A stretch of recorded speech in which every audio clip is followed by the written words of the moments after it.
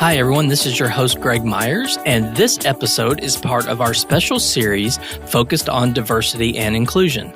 In this series, I will be talking with leaders in the payments industry and maybe some experts from outside of the industry about diversity and inclusion.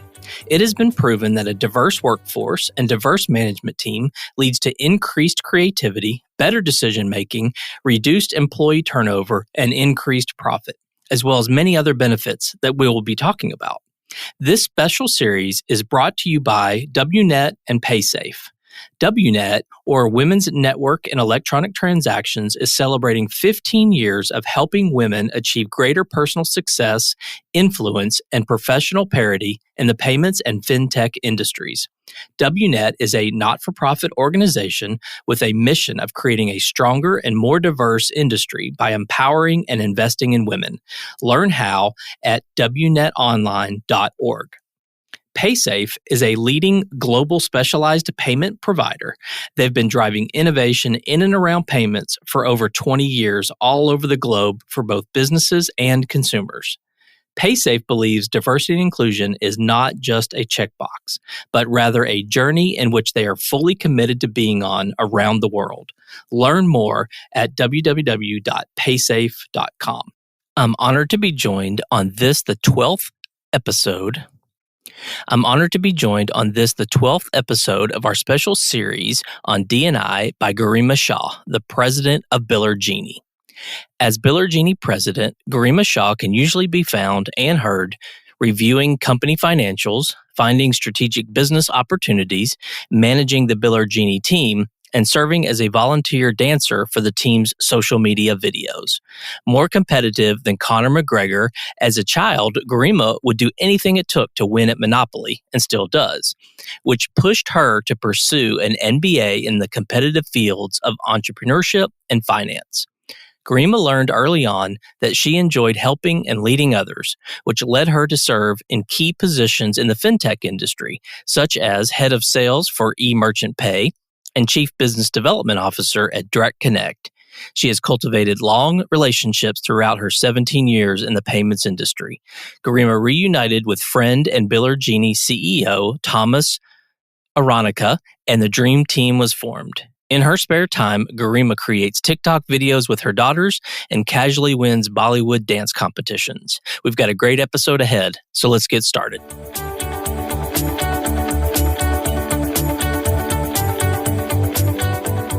Hi, Garima. Welcome to this special series of the Leaders in Payments podcast about diversity and inclusion. Thank you so much for being on the show today. Hey, Greg. Thank you so much for having me. I'm so honored to be on the show. Yeah, and to you longtime listeners, Garima was on back in, believe it or not, February 25th of last year. Hard to believe it's been that long. I went back and listened to the episode, and we didn't say a word about pandemic or COVID. Can you believe that? Wow, how much the world has changed in a year. I know. Well, tell our audience a little bit about yourself, maybe where you grew up, where you went to school, where you currently live, a few things like that. Sure. I kind of grew up everywhere. I was born in England, but have lived kind of all over the States, but majoritarily in Florida.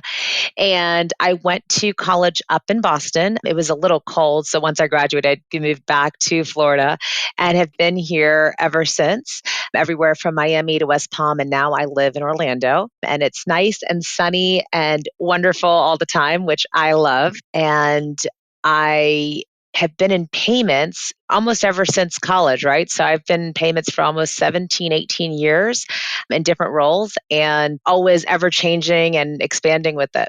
Absolutely. So tell the audience a little bit about Biller Genie and your specific role there. Sure. So Biller Genie is a software solution. We are a accounts receivable automation software, which is a whole lot of ways to just say that we get you paid faster. We handle everything from connecting to the accounting software. So for all the payments people out there, we can connect your merchant services account to any of the accounting softwares out there to make sure that everything from sending out invoices to collections and then reconciliation of the accounting software happen for your merchants seamlessly. And it saves them a whole bunch of time, money, and energy. Okay. And your role there today? I'm the president here at Biller Genie. Okay. And can you talk a little bit about your background prior to Biller Genie? Sure. So I've been in payments for a long time, and I started off by running a small ISO. And then I've done everything from managing sales channels, a lot of work in the M&A space. And I was really interested in software and fintech. And that's really what brought me to Biller Genie. A lot of times, what we're doing in payments ends up being a little commoditized, and really finding that value for business owners and making sure that you're helping them with their bottom line so that they don't look at payments as just another commodity in their business is so important. And that's what we do here at Biller Genie is we add value to that payments ecosystem so that everybody out there who's selling payments can now help their merchants with so much more value, and they're not going to be as price sensitive and a little bit more sticky. Okay, great. Well, let's switch gears a little bit and talk about the topic at hand. Can you describe how you would define diversity and inclusion at the 50,000 foot level? Sure. So I think that this is a tough question, even though it seems kind of innocuous. How to describe diversity and inclusion? Because it's easy to say, well, diversity and inclusion is everybody just being equal and acting the same and not treating people differently based upon gender, age, or backgrounds, and making sure that everybody has a vote and a seat at the table. And that all sounds very simple when we talk about it in those terms. But I think that when you get into the nuts and bolts of what diversity and inclusion really means, it's how do we ensure that everybody in an organization is given the right amount of credence for their role, regardless of any background that they may have. And also in the hiring and recruiting process, how do we ensure that we take out any prejudgments or bias out of our minds and really hire the right person for the role based upon their skill set, aptitude, and ability? That's a great definition, great way to look at it. Let's talk a little bit about company culture. So, what kind of culture are you building at Biller Genie? I like to say we want to build a culture that's fun and super crazy all at the same time.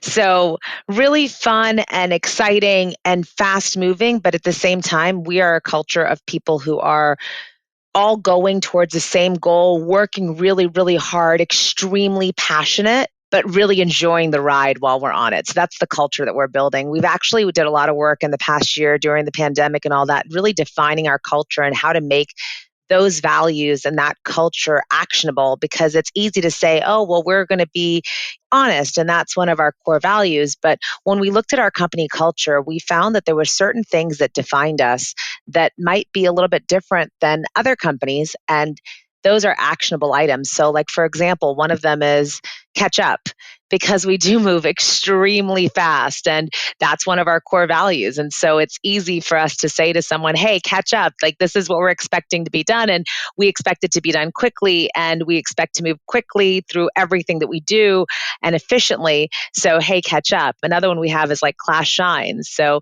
we value things like how you speak, how you articulate, how you send an email, how polite you are. Those are very important things to us as an organization. So that's the type of culture we're building here at Biller Genie.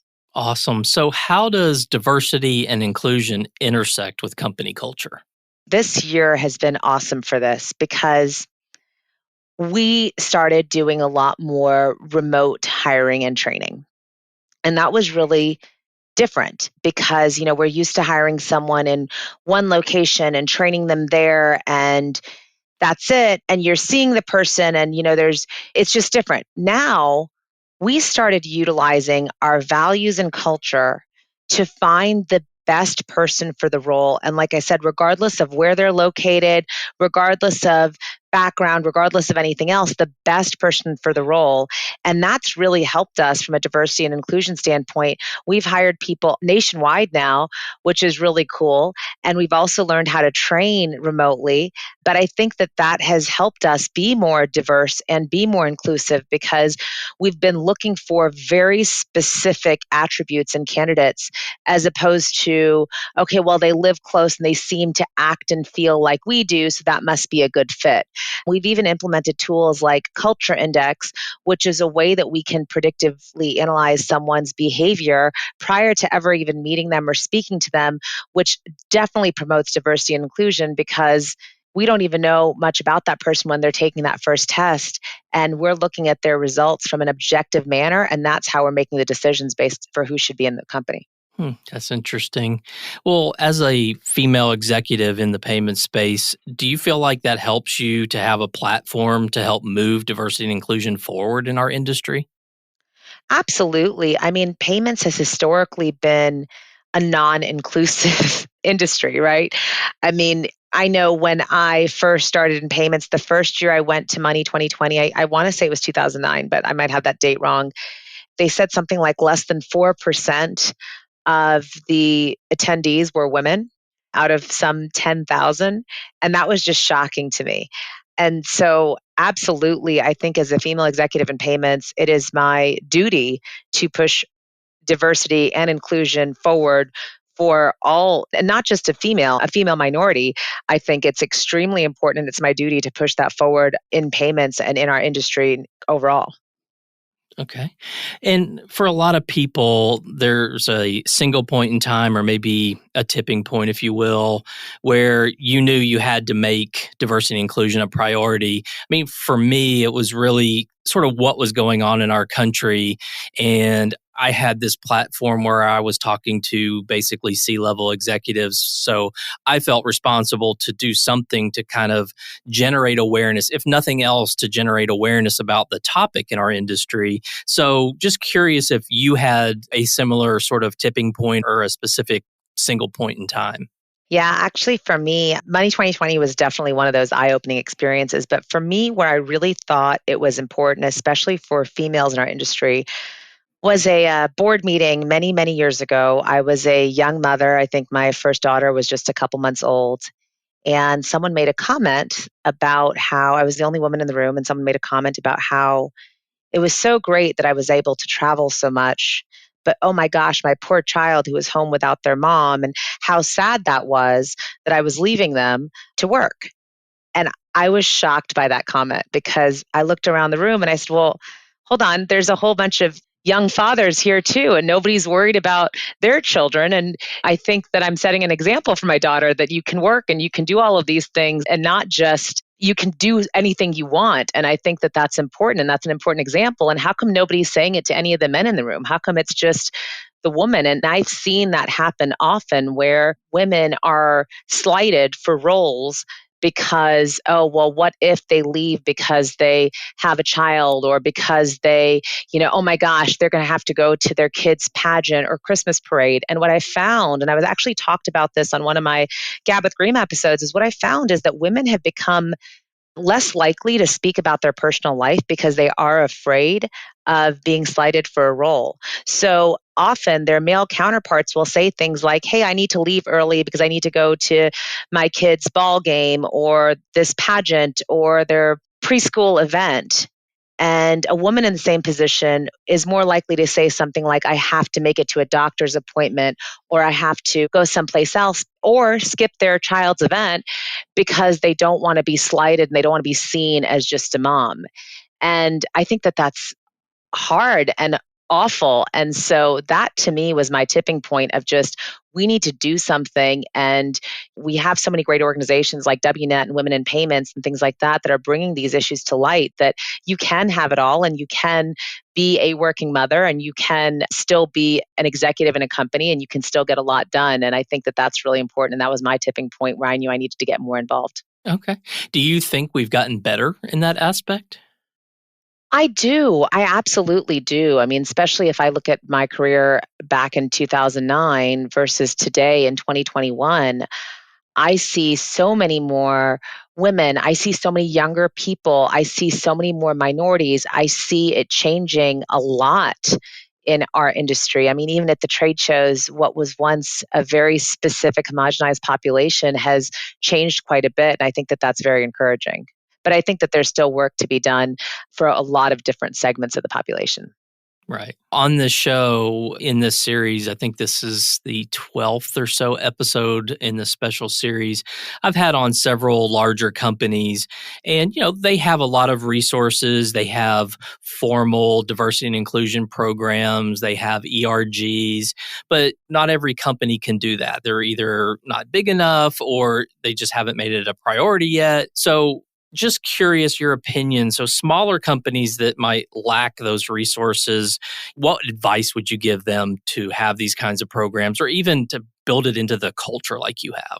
Yeah, I mean, like, look, Biller Genie, we're a small company and we don't have the resources and or the staff overall to have a program like that. But I think that the way to really build it into the culture is to analyze who and what you want and what you stand for in terms of diversity and or inclusion and both within your organization, and knowing what those core values are as a company that may or may not have anything to do with diversity inclusion will automatically make you more inclusive because you are looking at those values as a whole and you're saying, okay, I'm looking for and I'm promoting these things and it has nothing to do with someone's background. And I think that makes a big difference. And I also think that there's so many other programs out there. Like I mentioned, I mean, for women, there's Women in Payments and WNet, and they're great resources. And there's so many other resources that we have in our industry that can help. And so I think also encouraging employees to be part of various programs where they can actually grow and get better and learn about these things and how to be more diverse and inclusive, I think makes a big difference. So, if you had a younger employee starting and they wanted to make a difference in the organization about this topic, what would your advice be to them? I think it would be first, why are they looking to make a change? Like, what is the change they're looking to make and why are they looking to make it? I think often it's used as a buzzword, like, oh, we want to be diverse and oh, we want to be inclusive, and we just are. I think that can be an issue in itself because it's too generic. I think looking at the organization that you're in and saying, okay, what specifically do I not like?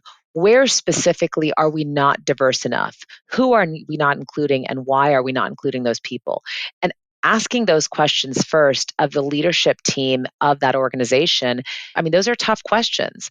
And bringing those to light and asking those questions, sometimes just that awareness will make a big difference because maybe the leadership team didn't even realize that it was happening. Or maybe they did, and maybe it's not the right place for you. But I think starting with the specificity of what is the change that you're trying to make and asking the questions as to why that existed in the first place.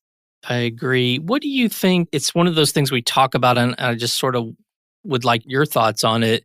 We talk about diversity and inclusion. You hear CEOs, business leaders talk about it. You sort of hear about, hey, we need to remove bias in the hiring process. I mean, it seems like we just talk about those things. Like, where does the real action happen? I mean, how do we know we're moving forward? I mean, a company like yours, how do you step back and say, hey, are we doing the right thing? Is there measurement? Is there some kind of analysis? Like, how do you know what your strategy is the right thing and that it's working? So I think it always needs to be tweaked no matter what. I think, but looking at the population of the organization and saying, do we have too many people or a large group of people? Is there a majority that's from one specific background? What is the ratio? What is the gender ratio? What is the age ratio? What is the minority ratio? I mean, overall, and are we really representing all opinions and backgrounds and culture that we need to be? And like I said, I mean, for us, having that blind testing that happens before we even know or meet a candidate has really helped us with this because it narrows the pool to the best candidate for the job, and nobody even knows what their names are or where they come from prior to them doing that. And so we're just looking at numbers and saying, oh, well, those 6 people seem like they're a 90% match or higher. Those are the ones that we should be meeting with. And I think that that's really helped a lot. Okay. Are you using like an outside company to do that? Yeah, we're using a company called Culture Index to do that, actually.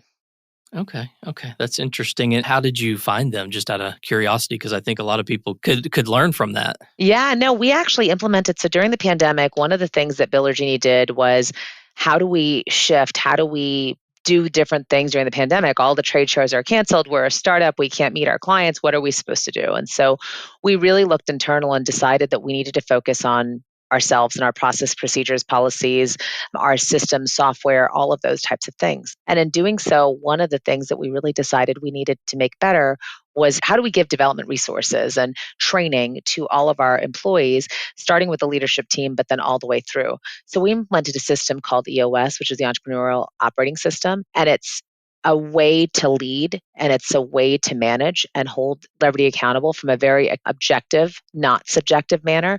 So there's measurables for each person. There are goals and quarterly rocks and things like that that are set. There's check-ins, there's specific ways to run meetings.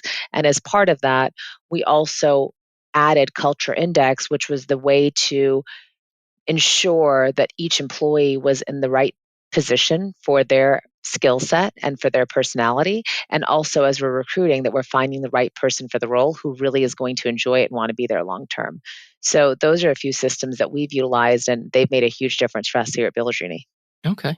Yeah, it sounds like you've been very prescriptive in this, right? Where you're just not kind of letting it happen or kind of just using the buzzwords. You guys have really set out to make diversity and inclusion part of the culture, and you've been very prescriptive about how you went about it.